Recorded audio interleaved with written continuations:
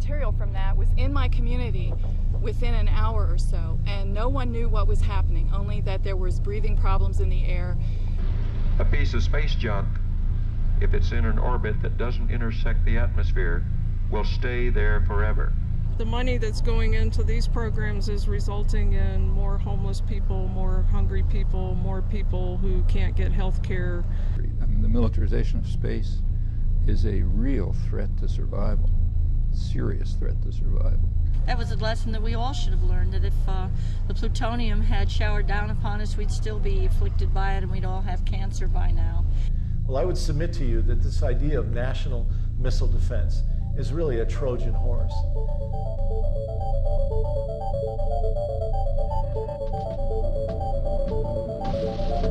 T-minus 15 seconds. T-minus 10, 9, 8, 7, 6. We have main engine start. 4, 3, 2, 1, and liftoff.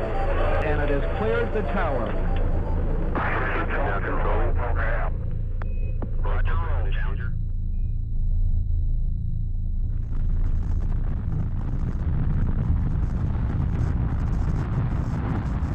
The glory days of NASA are over. Today, the military-industrial complex is marching towards world dominance through space technology on behalf of the global corporate interests. To find out how and why the space program will be used to fight all future wars on Earth and from space, it's important to go back in time to understand how the public has been misled about the origins and true purpose of the space program. If we really want to understand what's going on in space today and what's happening with the plan to put weapons in space, I think it's instructive to go back and understand the origins of the US space program. And to do that, you have to go back to Nazi Germany. Hitler recruited a brilliant young rocket scientist by the name of Wernher von Braun, who had a weekend rocket club, to come to work for the Nazis to build the V-1 and V-2 rockets that were used to terrorize the cities of London and Paris and Brussels towards the end of World War II. And for von Braun and his team, they set up along the Baltic Sea a place called Peenemünde. It was a research and development center for the Nazi rocket operation. And to this place at Peenemünde, the Nazis brought thousands of Jews and French resistance fighters to serve as prisoners, essentially slaves, to build this production effort. Well, the British found out about it, went in and bombed the entire operation. And so the Nazis said, we've got to move to a more secure location.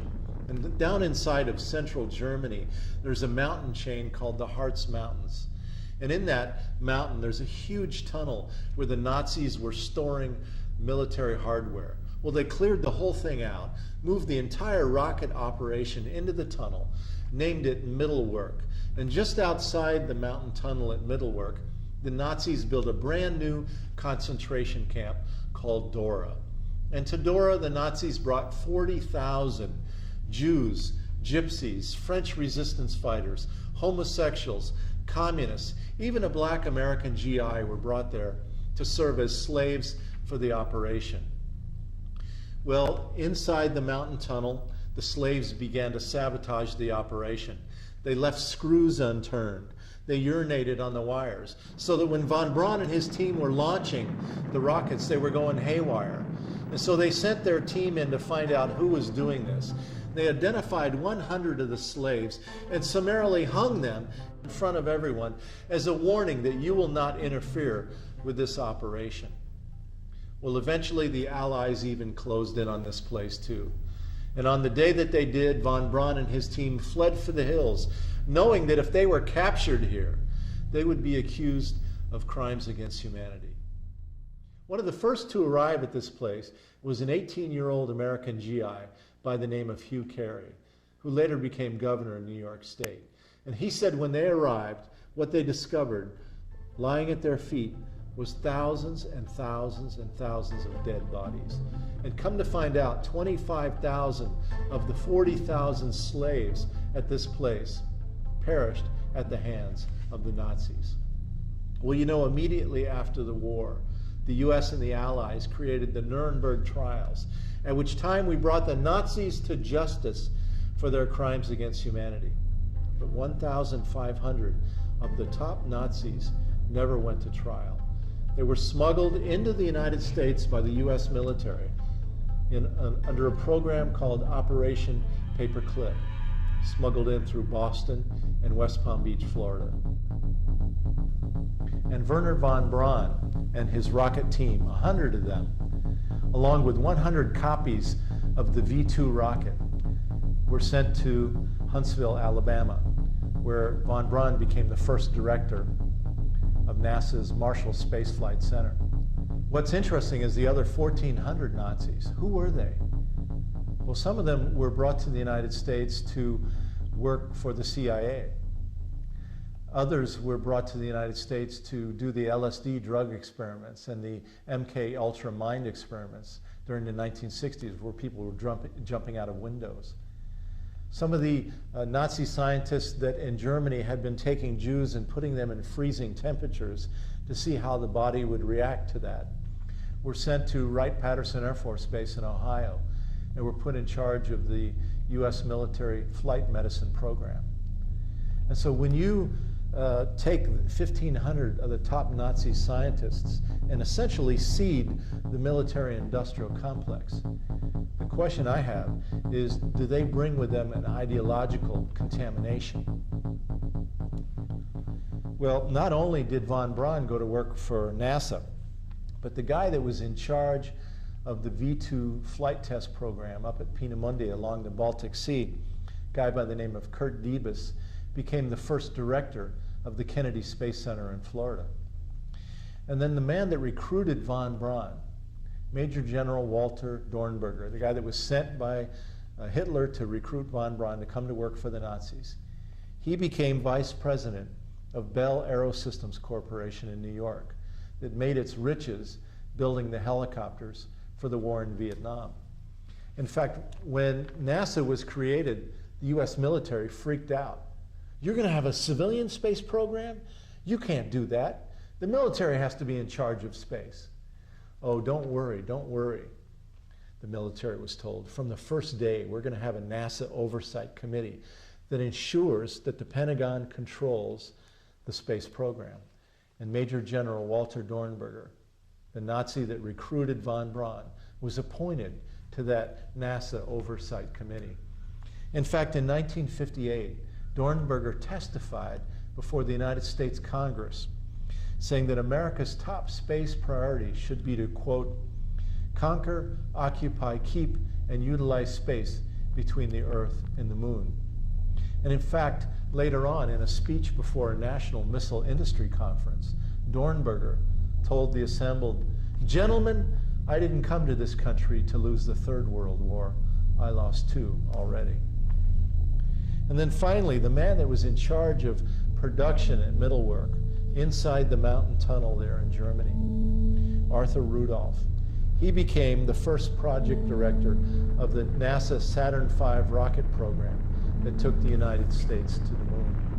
And so these are the essential origins of the US space program. And so when we hear this slogan, Master of Space, that is on the building of the US Space Command headquarters in Colorado Springs at Peterson Air Force Base, do we not find an ideological similarity between Master of Space and Hitler's slogan, Deutschland über alles, Germany over all?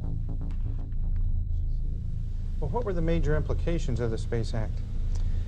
They simply said that we were to pursue the development of activities in space for the benefit of all mankind.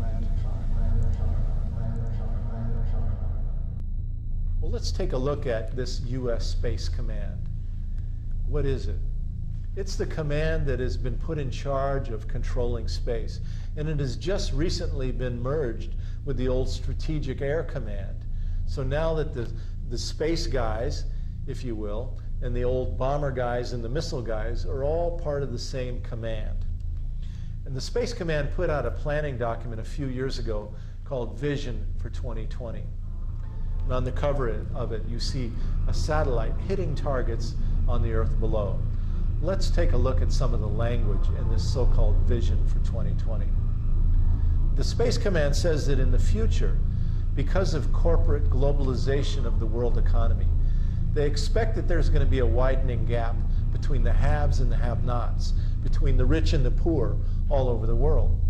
And as a result of that, the Pentagon predicts that there's going to be more and more regional instability around the world because people that are under the boot of these multinational corporations are going to organize. They're going to try to organize unions. They're going to organize to get these corporations from controlling their governments. And the Pentagon says, you know, we can't put a Marine on every single street corner of the world to suppress these populations. But with space technology in place, we'll be able to see everything, hear everything, and essentially target everything in every place on the Earth.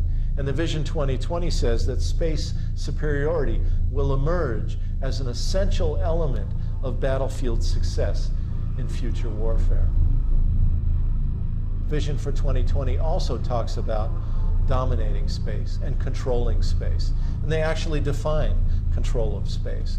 They say control of space is the ability to assure access to space, freedom of operations within the space medium.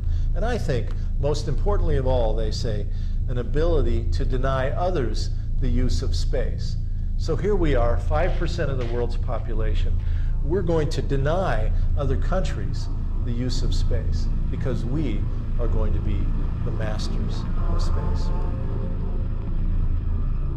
If you take a look at the Space Command website and you take a look at the plans they have, it's mind-boggling. I mean, they are trying to put in motion plans which, in effect, could allow some command post in Colorado Springs, in Colorado mountains, to instantaneously attack any part of the world without warning from space platforms with either nuclear or other high destructive weapons, and to chance, they think, to cut back on forward basing and simply to hold the whole world in thrall to instant destruction with, Mach 10 hypersonic drones giving instant surveillance of whether somebody's crossing a street in some Australia or something like that. Well, we now know that the Persian Gulf War in the early 90s was actually the first space war ever. With U.S. satellite supremacy, we were able to pre-identify all of Saddam Hussein's military targets before the war ever began. And in the first 2 to 3 days of that war, we bombed over 90% of Saddam Hussein's targets, intentionally leaving just a tiny sliver of capability in place that we then played cat and mouse with over the remaining weeks of the war, where we used 100 cruise missiles at $1 million apiece, tested out new stealth bombers and new laser weapons. And so coming out of that war, the Space Command said, my God, whoever controls space is going to control the Earth below. Whoever controls the space will win all the wars on the Earth. And so we now know that the Kosovo War, the war with Yugoslavia, was actually the second space war. And the war with Afghanistan was the third space war. And in that war with Afghanistan, the United States introduced a whole new weapon system called the UAV, the Unmanned Aerial Vehicle, a pilotless plane that flies over Afghanistan, sending back what is called real-time, split-second time streaming video via satellite back to MacDill Air Force Base in Tampa, where General Tommy Franks was sitting, watching the television screen. Is it Taliban? Is it Al-Qaeda? Is it a wedding? And in a moment, he could push the button and the UAV, the Unmanned Aerial Vehicle, which the Pentagon has nicknamed the Predator, could fire in real time, could fire and hit the target on the Earth below. All done in split second by satellite technology. And so the Pentagon calls this increasing the kill chain. And in George Bush's new war with Iraq, the latest space war, the Pentagon has tested out a whole new military doctrine called shock and awe. So today, with the United States controlling space, we are able to absolutely win every war on the earth below. There is no challenger on this earth able to stand against us. At the same time, the Bush administration is introducing this program called National Missile Defense. The idea of having a bullet hit a bullet in deep space in order to protect the continental United States from attack by the so-called rogue states. Well, I would submit to you that this idea of national missile defense is really a Trojan horse, that it has nothing to do at all with defense, but in fact it's about controlling space, dominating space, and denying other countries access to space so that the United States can be the master of space and the master of the earth below, that we can control the battlefields of the earth. And it's not beyond realization. I mean, the U.S. is, there's nobody else, there's no space race. The U.S. is in it alone. You know, no other country is willing to put the huge amount of money into efforts to dominate by extreme violence at the cost of lots of low social costs, as you know. The American people are being asked to turn over the national treasury to the Pentagon because so-called missile defense will literally cost us hundreds and hundreds and hundreds of billions of dollars. And how will we pay for this? Through cuts in education, health care, job programs, environmental cleanup. This is the way the Bush administration and their allies, their corporate allies, their aerospace allies, who view space as a new market, this is how they intend to pay for these programs. But besides this idea of national missile defense, that they say will protect us from attack by the rogue states, and from even China, China who today only has 20 nuclear missiles capable of hitting the United States. Besides national missile defense, though, there's a whole new program underway, and it's called theater missile defense, TMD. And the idea of theater missile defense is you don't wait until the missiles get way up into deep space. You forward deploy your systems and surround this so-called offending rogue state and try to hit their missiles immediately after they're launched in what's known as its boost phase. And so today the United States is moving to deploy theater missile defense in the Middle East and in the Asian Pacific region. We're going to put theater missile defense on Navy ships, Aegis destroyers that are made at Bath Iron Works in the state of Maine. And on these Aegis destroyers, they will be outfitted with interceptor missiles that will be deployed throughout the Asian Pacific region. In addition to the Aegis destroyers, the United States will also deploy theater missile defense on trucks, ground-based launchers, and also on the airborne laser, a converted Boeing 747 with a laser beam on its nose, flying 24 hours a day, 7 days a week, over this so-called offending area. Now, when I started thinking about this, China has 20 nuclear missiles capable of hitting the United States.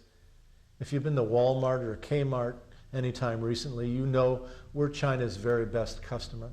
Is China going to attack its best customer, knowing that we have 7,500 of our own nuclear weapons that we could hit them back with? It just doesn't make sense. But then I found an article in the Washington Post a while back called "For the Pentagon, Asia Moving to the Forefront." And the article says that we are going to manage China. The United States is going to manage China. The article says that we're going to double our military presence in the Asian Pacific region. In fact, we're now lengthening and widening the runways on Guam and Wake Island in the Pacific to handle the B-2 bombers. And also, we're now pre-positioning cruise missiles on Guam. And we're going to deploy theater missile defense systems in Japan, what we now call our unsinkable aircraft carrier, where today we have 40,000 U.S. troops deployed. And right next door to Japan, and South Korea, where we have 40,000 U.S. troops deployed, and where Bush is now heating up tensions between the United States and North Korea, we're going to deploy theater missile defense in South Korea, which will only anger the North Korean government even more, making them feel like we are closing in on them and that they must respond by escalating their own military hardware. We're going to deploy theater missile defense 90 miles off the coast of mainland China in Taiwan, which will make China feel like they've got to respond and they've got to go now and build more nuclear missiles to meet this growing threat. You know, after 9/11, I began to look at this whole map of this Asian Pacific region a lot differently. Previously, I was just looking at the coastal region along China's coast, where the United States is talking about deploying these theater missile defense systems.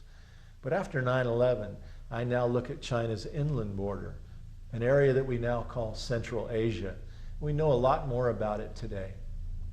We know that the United States has set up bases now in this Central Asian region, and that, as President Bush has said, we're going to be there a long, long time.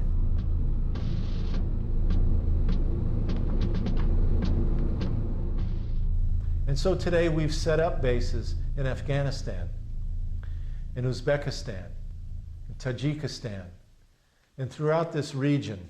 And come to find out, we now know that this Central Asian region has some of the largest deposits of oil and natural gas in the entire world. Uzbekistan has the largest gold mine in the entire world. So clearly, this response from 9/11 to go to war with Afghanistan and to take over Afghanistan, I would submit to you, is part of a larger geopolitical strategy now underway. What gives me confidence in saying that is that I recently read a book by former National Security Advisor to the Carter administration, a guy by the name of Zbigniew Brzezinski. And the book is called The Grand Chessboard. And in that book, Brzezinski has two very important graphs. One of those graphs shows oil pipelines coming through Afghanistan, taking the oil into ports in the Arabian Sea, where U.S. oil corporations could then move it to Asian Pacific markets that are expanding now and demanding more oil. In fact, we found out that in 1997, the Unocal Corporation, one of their vice presidents, testified before the Congress of the United States, imploring Congress to help put a more compliant government into Afghanistan so that Unocal could then get agreements to build the oil pipelines through that region. And so in Brzezinski's book then, he lays out what he calls two key collision points. That if the United States is going to control the oil and control the markets in this emerging Asian Pacific region, the one collision point is the coastal region along China, where today we're moving to deploy theater missile defense systems.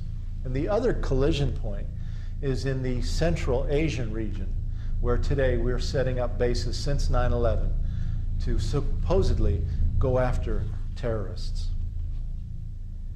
In the Space Command's other planning document of importance called the Long Range Plan, they lay out their final vision, control not only of the Middle East or the Asian Pacific, but control of literally the entire Earth.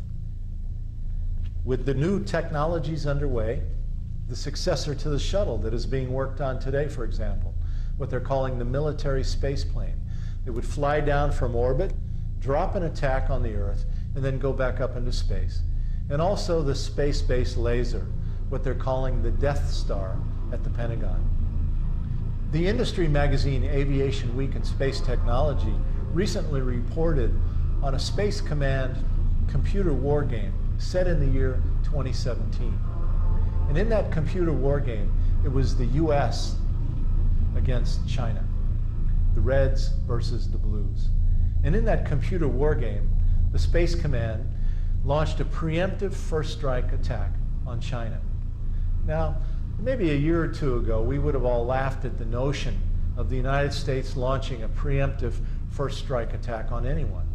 But now we all know that in the George W. Bush administration, preemptive first strike attack is now official doctrine.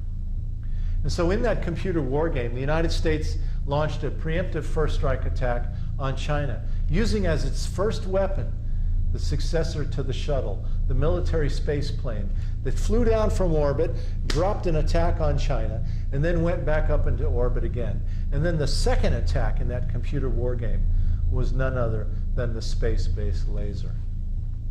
A few years ago, the Congress of the United States asked a congressional staffer by the name of John Collins to write the definitive study. How's this whole thing going to work? And his report to the Congress is a book called Military Space Forces, the Next 50 Years.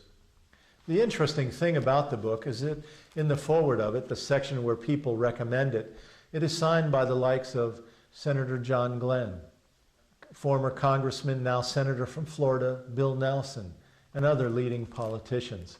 And one of the most interesting things in this book is that the author says, whoever controls the Earth-Moon gravity well will control who gets on and off the planet Earth. He says with U.S. bases on the moon and with armed space stations at the L4 and L5 positions, the United States will be able to essentially control who gets on and off the planet Earth. Now, why would the United States want to control who got on and off the planet Earth? To understand that, we must understand what's really behind the space exploration program of NASA. In another book, written by a NASA scientist this time, called Mining the Sky, Untold Riches from the Asteroids, Comets, and Planets, John Lewis reports that there is gold on the asteroids. There's magnesium and cobalt and uranium on Mars, and there's helium-3 and water on the moon. And he says whoever gets to these planetary bodies and controls them is going to be rich beyond anything ever known. And so today the Mars missions that we're now seeing are really about identifying the soil on the planet, taking samples, and someday in the future, NASA predicts, around 2020 or 2025, they expect to have human mining colonies actually powered with nuclear reactors on the planet of Mars. And NASA has said that when the day comes when the corporations, the aerospace industry, can actually turn profit mining the sky, they're going to privatize the entire operation so that after you, the taxpayers, would have paid all the years of research and development, when the time came to make money, they're going to privatize. And in fact, there's a bill pending in Congress that would make all profits in space tax exempt. But there is one problem. It takes a year to get to Mars. They say so long that an astronaut's body would turn to jello because of space radiation. And so NASA's been looking at ways to get to Mars quicker. And the Bush administration has come up with a new program called the Nuclear Systems Initiative, a $3 billion research and development program to create a whole slew of nuclear projects for the future, including Project Prometheus, a nuclear rocket with nuclear reactors for engines to cut in half the amount of time it takes to get to Mars. And so what we are now witnessing is that NASA and the Department of Energy and the Pentagon are working together to move nuclear power into space. Returning to the book Military Space Forces for a moment, in that book, the author tells Congress that fundamentally none of these plans for space will work without nuclear power. He says nuclear reactors thus remain the only known long-lived compact source able to supply military space forces with the kind of multi-megawatt power they're going to need. Larger versions, he says, of these nuclear reactors could provide power for things like space-based lasers, neutral particle beams, mass drivers, and railguns. Nuclear reactors, he says, must support major bases on the moon until better options yet identified are found. And I think very interestingly, he says this: safety factors rather than technological feasibility will remain the principal impediment to nuclear power in space unless officials can convince influential critics that risks are acceptably low. In 1989, I organized a demonstration at the Kennedy Space Center in Florida, one of many that I've done over the years. What made our demonstration that day particularly important, though, was our keynote speaker, former Apollo astronaut Edgar Mitchell, one of the early moonwalkers. And in that demonstration, Mitchell said that we cannot allow the Pentagon to put weapons in space. In fact, he said we can't even let them test weapons in space, because even the testing process will create so much more space junk, orbiting debris in space, that we will not be able to get a rocket off the planet Earth, because we will create essentially a minefield surrounding the planet, and that we will be entombed to the Earth below. If we have a war in space in the vicinity of the Earth, it will be the one and only. There will never be a second war in space, and let me tell you why. It only takes a simple calculation to determine this, and all aerospace engineers know what it is. It's been studied many times. You do not need but a few million pounds of matter in space, broken up into tiny pellets, 1 gram size, to make the near regions of space totally uninhabitable from the debris. Space is the most environmentally sensitive area we have around Earth. On the oceans, a beer can sink to the bottom, be covered over with silt, and in a few generations will return to the Earth. It'll disintegrate. A piece of space junk, if it's in an orbit that doesn't intersect the atmosphere, will stay there forever. There is no way to clean it up. We explode a few pieces of equipment up there. 8 million pounds, that is the size of one Saturn Apollo launch vehicle, what I went to the moon on. You break up 8 million pounds into 1 gram mass and let it distribute throughout the first 1,000 kilometers of space. And no spacecraft can survive in space more than a few days. Future generations will be precluded from using space at all. And being able to get out to deep space, it will be like swimming through a piranha-filled river or running through a hail of bullets to get into outer space. It doesn't seem sensible to me that in the first 100 years of using that environment, presumably for our betterment, we take decisions and commit acts that preclude all future generations from a proper use of that environment. Come to find out today, there are over 110,000 pieces of space junk orbiting the Earth at 18,000 miles an hour. So many that they recently had to move the International Space Station to another orbit to get out of the way of the coming space junk. The space station that originally was going to cost taxpayers $10 billion, and now today is now costing us $100 billion, could have been smashed to bits by this space junk. But also we know today that there are 34 nuclear reactor cores orbiting the Earth below, launched there by the United States and the former Soviet Union, all the way back to the early 60s when the space program began. These nuclear reactor cores are powering military satellites orbiting the planet. But several of them have fallen back to Earth, including a terrible accident in 1964 of a US military satellite with 2 pounds of plutonium on board. It was called SNAP-9A. It burned up on re-entry, spreading the plutonium globally to be ingested by the people of the Earth into our lungs and to be passed on through our reproductive organs for generations after generations to come. One of the founders of uranium, Dr. John Goffman at Lawrence Livermore Labs in California, studied that particular accident and believes it's one of the major contributors to the increased cancers around the Earth today. And now the Bush administration is contemplating a dramatic escalation of the launching of nuclear materials into space.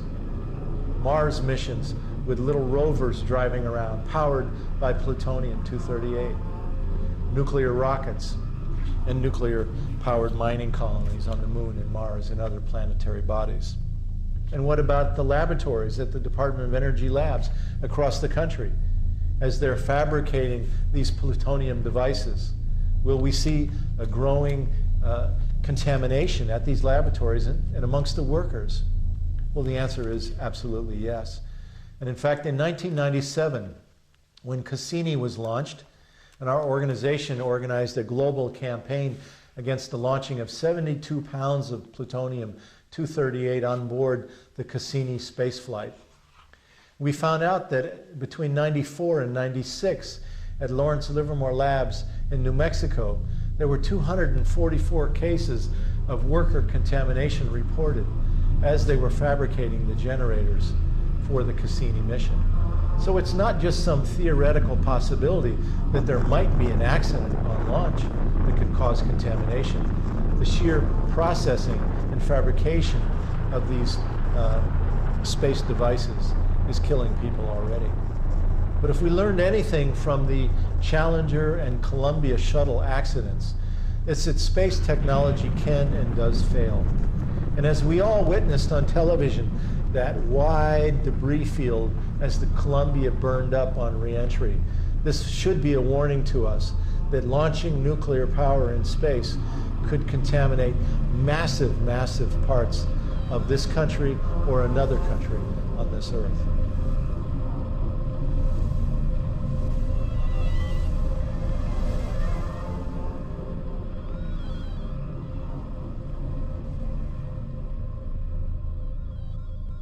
The chances of something going wrong just by accident are quite high.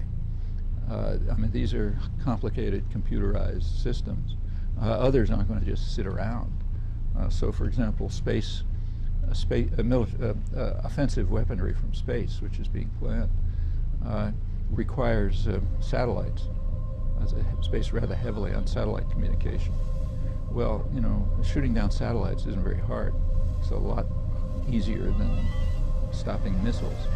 I mean, you know where the satellite is, and you know where it's going, and so on. So anti-satellite weapons are kind of a poor man's weapon. And there's very little doubt that potential targets like China will be developing technology. We're asking them virtually to develop technology to destroy our satellite system. So far that's been immune because of the observance of the space treaty.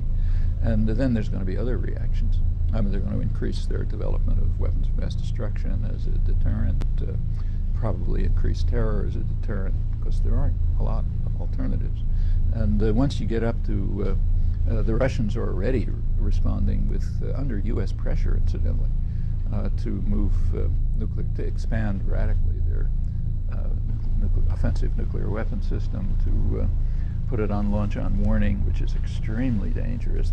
They're deteriorating economy during the so-called reforms. The computerized systems are falling apart. We've come very close to accidental nuclear war, and this substantially increases the risk, and sooner or later it'll happen, just by what's called in the trade normal accidents, meaning the kind of accident that you know is going to take place in any complex system, but you don't know when. You know, so any complex, say a computer or any, these are way more complex systems, something's going to go wrong, because it always does. And if it happens to go wrong, you know, say goodbye to each other. In the environmental impact statement for the Cassini mission carrying 72 pounds of plutonium, NASA admitted that if there was a launch explosion and there was a release of the plutonium, that the winds would carry it for about a 60-mile radius, all the way from the Space Center out to Orlando on the west, north to Daytona Beach, and south to Vero Beach, Florida. A 60-mile contamination belt, if you will. And NASA said that they would have to go in and remove all the people. Then they would have to go in and remove all the buildings. Then they'd have to go in and remove all the animals. Can you imagine how they would do that? The fish, the birds, the snakes, the alligators. Then they would have to remove all the vegetation and ultimately remove the top half-inch of soil, because everything would be radioactively contaminated for thousands of years. They would have essentially created a nuclear wasteland. A couple of years ago, NASA had a launch accident at the Cape. Delta rocket. The toxic material from that was in my community within an hour or so, and no one knew what was happening, only that there was breathing problems in the air. When I called emergency management of my local county office, there was no information. That emergency management office had no information about what was on that rocket, whether there was nuclear material released, and there was absolutely no time, there was no warning, no one had any time, and people were getting respiratory problems from this cloud that was hovering over our town. They have absolutely no plans to protect us from any kind of nuclear explosion at the Cape, and I'm very, very concerned for my community. And so that's why this nuclear systems initiative of the Bush administration is so dangerous, because they're now contemplating a dramatic expansion, dramatic escalation of the numbers of launches. It's like playing Russian roulette, putting a bullet in the chamber and pulling the trigger. Eventually, one of them is going to go off. The militarization of space is a real threat to survival, serious threat to survival. That's why the whole world is strongly against it. I mean, ever since there is a 1967 Outer Space Treaty, which limits the use of space, it tries to limit the use of space to peaceful purposes. And the last few years, it has been understood around the world that the United States is going to violate it. So there have been efforts at the United Nations, at the UN Disarmament Commission, and elsewhere to try to put some teeth in the Outer Space Treaty, make it put enforcement mechanisms which will prevent the militarization of space. And the U.S. has just been blocking them. Well, after Cassini was launched, it went out around Venus and whipped around Venus, and then came hurtling back to Earth. And it was going to do what's called an Earth flyby, use the gravity of Earth to sling it on out into deep space. Originally, they were going to come in at about 125 miles off the surface of the Earth. And the fear was that the Earth's gravity could pull it in. And if there was a misfire of its rockets, which in the laboratory had a 10% failure rate, by the way, it could have then burned up on reentry, spread 72 pounds of plutonium globally. It only takes 1 pound of plutonium to essentially give everybody on the Earth a lethal dose. But anyway, because of our protests prior to the launch, NASA moved it out 250 miles. And then prior to the slingshot that came around in 1999, they moved it out to about 500 miles. So that as it did its maneuver, its flyby maneuver of the Earth, there was a lot less likely chance that it was going to fall into the Earth's gravity and be sucked in. This was a major victory for us, actually. Not very well reported in the media, but we forced NASA to move Cassini hundreds of miles farther from the Earth as they did that flyby. Fortunately, the Cassini flyby went without any problem, and it's now going out into deep space on its mission. NASA says that they have to use nuclear power on these interplanetary probes because they're going too far from the sun, that solar won't work in deep space, and so therefore they have no other choice but to use nuclear power. But it's interesting because the European Space Agency is doing a mission called Rosetta that is going way out into deep, dark space, and they're using solar power. They've developed high-efficiency solar cells for deep space missions because they don't rely on nuclear power. They don't have a nuclear industry that is controlling the planning process within the European Space Agency. In the last 10 years, NASA's budget has been cut by about 40%. And this has turned NASA to go to the Pentagon, whose budget has been growing all the time. NASA now is saying to the Pentagon, okay, everything we do from now on will be dual use, meaning every mission we do will be carrying military and civilian payloads. We know that the recent Columbia shuttle accident, had on board 3 military missions. We were told by the media that they were just studying bugs and moss on board. but in fact they had 3 military missions, including Star Wars planning missions. And so again, the weapons corporations have taken over the space program, and they're hiding behind it, using it in order to go out and create these new testing programs for Star Wars, because they don't want the American people to understand the depth of the plans for moving the arms race into the heavens. I call it pyramids to the heavens. The aerospace corporations are the new pharaohs of our age, building these pyramids to the heavens, and we, the taxpayers, will be the slaves. We'll turn over our education. We'll turn over our health care. We'll turn over our children's future and get very little in return, just like the slaves at the time of the pharaohs. You know, we know there are so many plans that are underway now for space technologies that are secret. There's a whole thing called the black budget, where even the Congress of the United States doesn't even know about these secret programs underway. So we're just scratching the surface here with what we understand. But clearly what we understand is frightening, and what we don't know should be even more frightening to us. And in the end, we're told all of this is being done in order to make our lives more secure.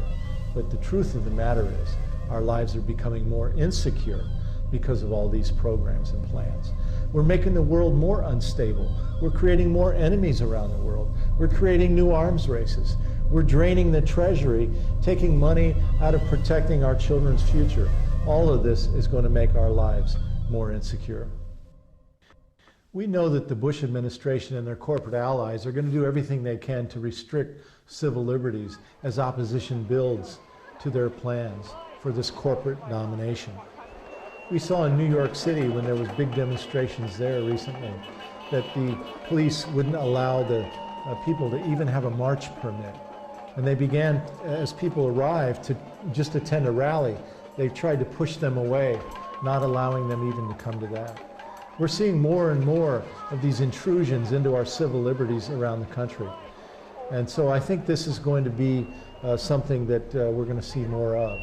Well, just as the corporations have taken control of our government, they've also taken control of the media. The media is now dominated by just literally a handful of multinational corporations. For example, the Chicago Tribune brags that on a given day, 80% of the American people get their information from a Chicago Tribune product, whether it's television, newspaper, internet, radio. And in fact, Secretary of War Donald Rumsfeld was on the board of directors of the Chicago Tribune before Bush appointed him to his current post. So what we have now is these interlocking boards of directorates. The weapons corporations, the pharmaceutical corporations, the banking corporations, the nuclear energy corporations, and the media corporations. It's all the same people. And that's who we're dealing with here in the world today. You know, the United States justifies our war in Afghanistan and then the war in Iraq as a response to the terrorists. But what we have done is we have become a terrorist nation, just as the terrorists themselves have done.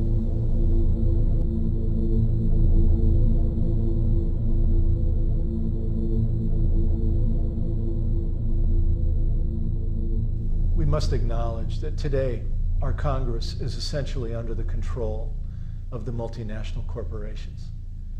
You know, when former President Eisenhower, a World War II general, left office in January of 1961, in his concluding speech to the American people, he warned us to beware of the power of the military-industrial complex.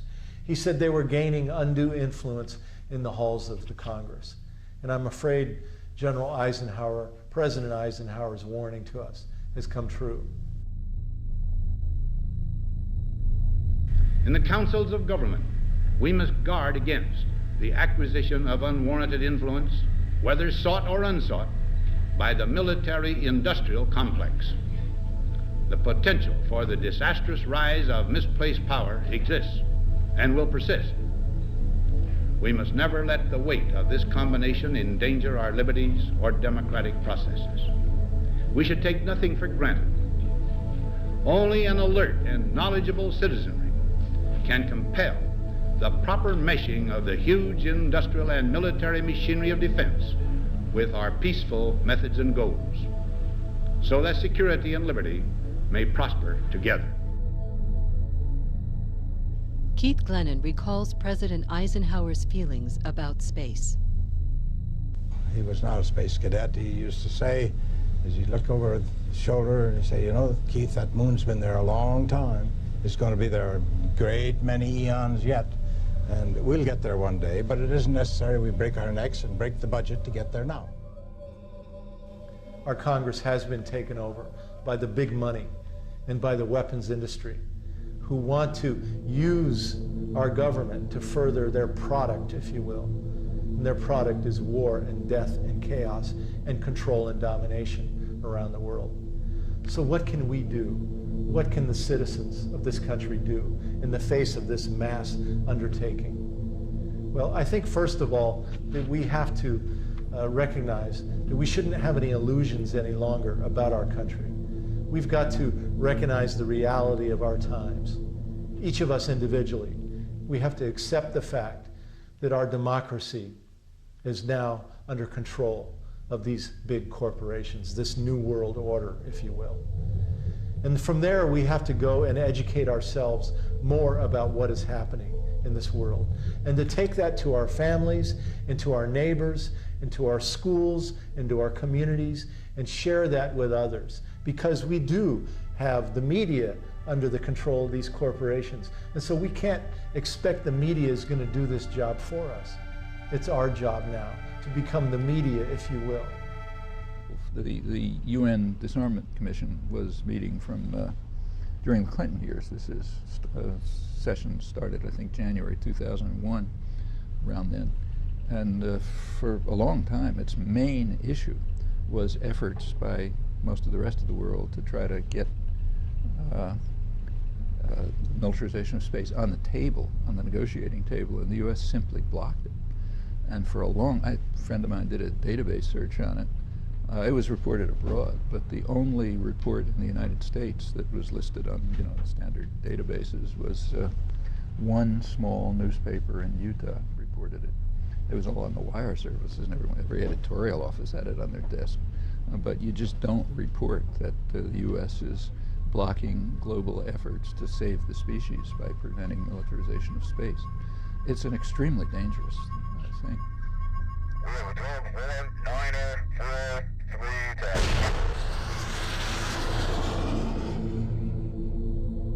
And just as George W. Bush has essentially declared war on the world, I believe he and his friends in this country, in the Republican Party, the conservatives, have declared war on America as well. What we see now is an effort to essentially get rid of government's role in the lives of the people of this country, get rid of education funding, get rid of health care, impose a very mean-spirited justice system upon us, and essentially say the only role of government is to create a military, that the government has no role in the human needs area at all. I think the most interesting thing for us is to answer this question. What is the #1 industrial export of America today? Of course, the answer is weapons. I like to say if it was shoes, we'd have a global marketing strategy. We're going to put a shoe on every person's foot of the world. But when weapons are your #1 industrial export, what is your global marketing strategy? And of course, the answer is chaos, madness, instability. The more there is, the more weapons you sell. Let's look at the Middle East. Today, the United States is arming everyone. We brought the Shah of Iran to power and gave him arms. Saddam Hussein was working for the CIA, and we armed him against Iran. Today, we sell weapons to Egypt, to Israel, to Bahrain, to Kuwait, Jordan, United Arab Emirates, Saudi Arabia, on and on and on. And so now, oh my God, we've got to go into that region and settle it down. We've got to take control because it's chaos, it's unstable. And now I believe that the United States plan is to do the same thing in the Asian Pacific region by putting theater missile defense into Japan, into Taiwan, into South Korea, and on ships and planes throughout the region. China will be forced to respond. North Korea, we're already seeing that they're getting jacked up over this whole thing. And this will create a new arms race that will only benefit the U.S. weapons corporations. Our vision is one called a more perfect union. This vision says all for one and one for all, that we're never secure as long as anyone is insecure, as long as we have poor people sleeping on the streets at night, as long as we have elderly people without health care, as long as we have children whose education system is declining dramatically, then none of us are safe and secure. And so as we see this Bush war on the world, we are also engaged at the same time as on this war, if you will, for these competing interests and ideologies here in this country. We don't have to agree to let the government spend hundreds of billions of dollars a year on measures which are likely to destroy maybe the species. And people, of course, can't react to it if they don't know about it. But here's where, if a free press was functioning, it'd be all over the headlines. You know, you wouldn't have to look on the Space Command website to find out about it, or read the small newspaper in Utah. There's no assurance that the Bush administration and their friends are going to succeed in their efforts to control our democracy and to control the world.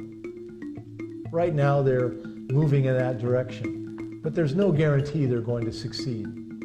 Because what we're now seeing is all over the world, a global movement has joined together, a peace movement, a movement against corporate domination, a global movement speaking to protect the environment, a movement that is speaking to protect our civil rights all over the world, our freedoms to speak out, to petition our governments.